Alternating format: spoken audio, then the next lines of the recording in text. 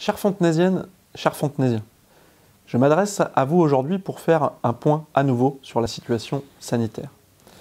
Depuis quelques semaines, les parents d'élèves, les directeurs et directrices d'école, les enseignantes et enseignants, le personnel d'éducation, d'entretien, de restauration, tirent le signal d'alarme sur la situation au sein de nos établissements scolaires.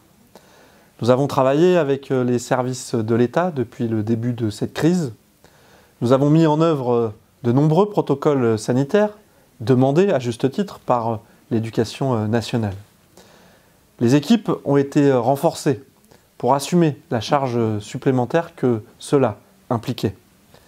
Nous avons également fait appel à des prestataires pour assurer une désinfection quotidienne de nos écoles. Et puis, nous avons assuré la distribution à plusieurs reprises de masques dans les écoles. Malgré ces mesures, la situation d'aujourd'hui est préoccupante.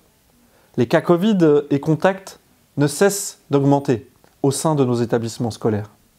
Les absences dues au virus ont des conséquences terribles sur l'organisation. L'effectif du personnel non contaminé n'est pas suffisant pour continuer d'appliquer le protocole sanitaire et donc de se protéger. La campagne de tests salivaires promise par le gouvernement dans les écoles pour briser les chaînes de contamination est un échec. Il devient urgent de mettre en place des mesures pour faire face à la situation. C'est pour cela qu'hier, j'ai interpellé Jean-Michel Blanquer, le ministre de l'Éducation nationale, sur la situation sanitaire, pour qu'il intervienne rapidement. Des mesures énergiques et rapides s'imposent. Les prochains jours seront déterminants. Concernant le centre de vaccination, qui ouvrira, vous le savez, le 6 avril prochain, à l'Hôtel de Ville. D'abord, nous continuons de recevoir des demandes et des propositions de bénévolat, d'infirmiers, de médecins. Et nous vous en remercions chaleureusement. Les services, les agents et personnels de santé se rencontrent et échangent régulièrement pour préparer dans de très bonnes conditions cette ouverture. Le centre sera ouvert du lundi au samedi de 8h30 à 12h30 et de 13h30 à 17h30.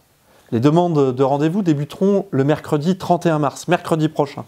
Vous pourrez réserver soit un créneau sur le site Doctolib ou par téléphone au numéro suivant, le 01 84 80 27 90. Je répète, le 01 84 80 27 90.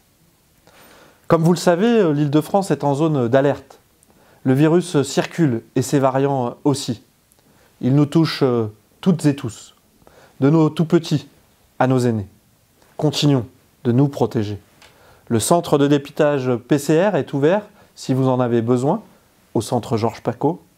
Je sais évidemment que cette situation est difficile, mais je sais aussi que c'est uniquement notre mobilisation collective qui nous permettra de lutter contre la propagation du virus.